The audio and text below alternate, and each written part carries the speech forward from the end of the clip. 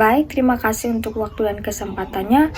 Perkenalkan, nama saya Adriana Gracia Detan dengan NIM 2407010012.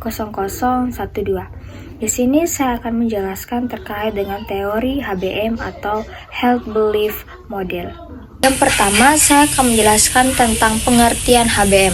HBM adalah sebuah model yang menjelaskan pertimbangan seseorang sebelum ia berperilaku sehat dan memiliki fungsi sebagai upaya pencegahan penyakit. Dan teori HBM juga merupakan teori yang paling umum digunakan dalam health education dan health promotion. Yang kedua, saya akan menjelaskan teori HBM atau Held Belief Model. Dikembangkan pada tahun 1950-an oleh sekelompok psikolog sosial yang bekerja di Dinas Kesehatan Masyarakat Amerika Serikat. Para tokoh utama yang terlibat dalam pengembangan awal HBM adalah yang pertama, Gottfried Hobsbawm, yang kedua, Erwin Rosenstock, yang ketiga, Stephen Kegeles.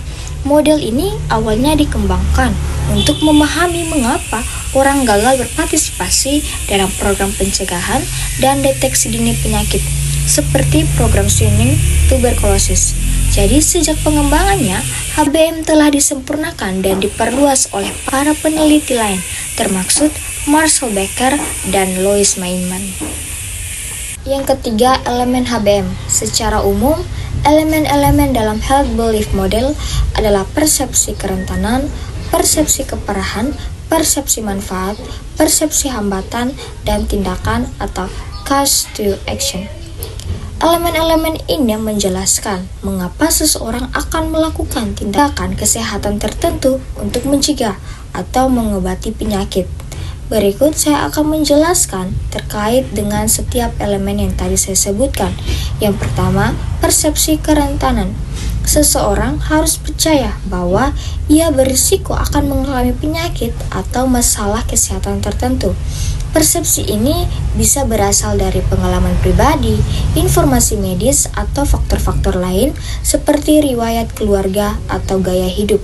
Yang kedua, persepsi keparahan. Seseorang harus percaya bahwa penyakit atau masalah kesehatan tersebut serius dan dapat menyebabkan dampak yang signifikan bagi kesehatan dan kualitas hidup seseorang. Persepsi ini bisa dipengaruhi oleh pengetahuan tentang penyakit, dampak yang ditimbulkan, atau pengalaman orang lain. Yang ketiga, persepsi manfaat. Seseorang harus percaya bahwa tindakan kesehatan tertentu akan efektif dalam mencegah atau mengobati penyakit atau masalah kesehatan tersebut. Persepsi ini bisa berasal dari informasi medis, pengalaman pribadi, atau saran dari profesional kesehatan. Yang keempat, persepsi hambatan. Seseorang harus mempertimbangkan hambatan-hambatan apa saja yang mungkin akan timbul jika melakukan tindakan kesehatan tersebut, seperti biaya, waktu, kesulitan, atau efek samping. Persepsi ini dapat mempengaruhi motivasi seseorang untuk melakukan tindakan tersebut. Yang kelima, tindakan. Tindakan atau pesan yang memicu seseorang untuk mengambil tindakan kesehatan. Tindakan ini bisa berupa pesan medis, saran dari profesional kesehatan, pengalaman pribadi, atau bahkan gejala awal penyakit. Selain elemen-elemen yang tadi saya jelaskan, HBM juga mempertimbangkan faktor-faktor lain seperti kemampuan diri. Keyakinan seseorang pada kemampuannya untuk melakukan tindakan kesehatan tertentu yang dapat meningkatkan motivasi untuk bertindak. Yang berikut ada faktor sosial demografi, di mana faktor-faktor seperti usia, pendidikan, jenis kelamin, dan ras yang dapat mempengaruhi persepsi perilaku terkait dengan kesehatan. HBM ini juga menjelaskan bahwa perilaku kesehatan seseorang dipengaruhi oleh adanya kombinasi persepsi, keyakinan, dan motivasi yang muncul dari elemen-elemen yang tadi dijelaskan. Dengan memahami elemen-elemen ini, kita dapat memahami mengapa seseorang memilih untuk melakukan tindakan kesehatan tertentu atau menolaknya, dan bagaimana kita dapat meningkatkan perilaku kesehatan secara efektif. Dan yang keempat, saya akan memberikan contoh dari implementasi teori HBM seperti penyakit HIV/AIDS pada pekerja seks. Jadi, AIDS adalah suatu kumpulan gejala penyakit kerusakan sistem kekebalan tubuh, bukan penyakit bawaan, tetapi didapat dari hasil penularan. Elemen-elemen yang terkait yaitu yang pertama, persepsi kerentanan. Persepsi kerentanan dirasakan dengan perilaku pencegahan HIV/AIDS.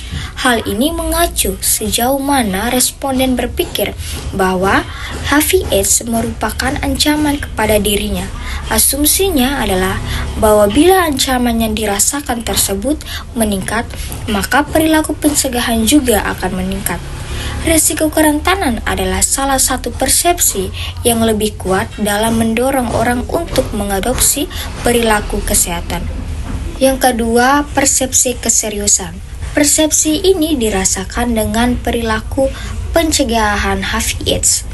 Hal ini dikarenakan semakin pekerja seks percaya bahwa pekerjaannya sangat berisiko tertular dan menularkan HIV/AIDS, maka mereka akan merasakan hal tersebut sebagai ancaman dan mengambil tindakan preventif, dalam hal ini menggunakan kondom ketika mereka berhubungan seks. Persepsi keseriusan sering didasarkan pada informasi medis atau pengetahuan, juga dapat berasal dari keyakinan seseorang bahwa ia akan mendapat kesulitan akibat penyakit dan membuat atau berefek pada hidupnya secara umum. Yang ketiga, persepsi manfaat.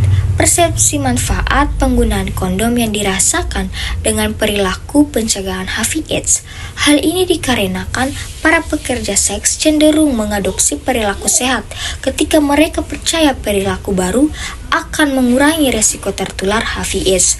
Persepsi manfaat berkaitan dengan manfaat yang dirasakan jika mengadopsi perilaku yang dianjurkan. Dengan kata lain, manfaat merupakan persepsi seseorang tentang nilai atau kegunaan dari suatu perilaku baru dalam mengurangi risiko terkena penyakit. Yang keempat, persepsi hambatan. Hal ini berhubungan dengan proses evaluasi individu sendiri atas hambatan yang dihadapi untuk mengadopsi perilaku baru. Persepsi tentang hambatan yang akan dirasakan merupakan unsur-unsur yang signifikan dalam menentukan apakah terjadi perubahan perilaku atau tidak. Ada pengaruh antara persepsi manfaat dan hambatan dengan perilaku pencegahan HIV/AIDS pada pekerja seks. Semakin besar kemungkinan mereka memiliki perilaku sehat dalam pencegahan HIV/AIDS. Yang kelima, isyarat untuk bertindak. HBM menunjukkan perilaku yang juga dipengaruhi oleh isyarat untuk bertindak. Isyarat untuk bertindak adalah peristiwa-peristiwa, orang atau hal yang menggerakkan orang untuk mengubah perilaku mereka.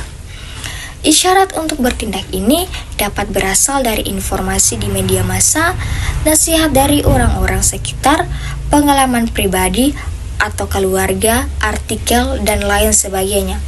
Semakin kuat isyarat untuk bertindak seseorang pekerja seks, maka akan semakin besar kemungkinan memiliki perilaku sehat dalam pencegahan HIV/AIDS.